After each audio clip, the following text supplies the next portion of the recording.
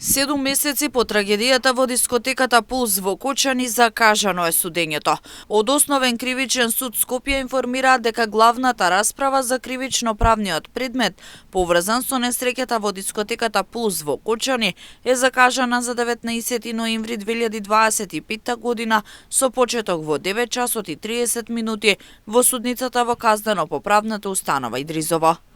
Како што претходно известивме, обвинителниот акт поднесен првично од Основното јавно обвинителство Кочани, па со решение на јавниот обвинител доделен во надлежност на Скопското јавно обвинителство, беше одобрен во целост, а потоа распределен на понатамошно постапување кај судијата Дијана Груевска-Илиевска, велат од кривичен.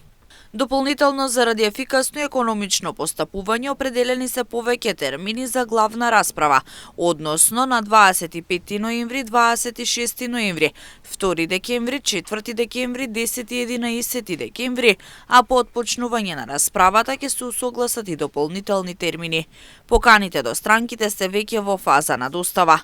Со оглед на бројот на обвинети, интересот кај медиумите, како суд укажуваме на сите учесници во постапката да бидат присутни во судницата најмалку 1 час пред закажаниот термин, заради неопходните безбедносни процедури, како и на време на отпочнување на расправата, велат од кривичен.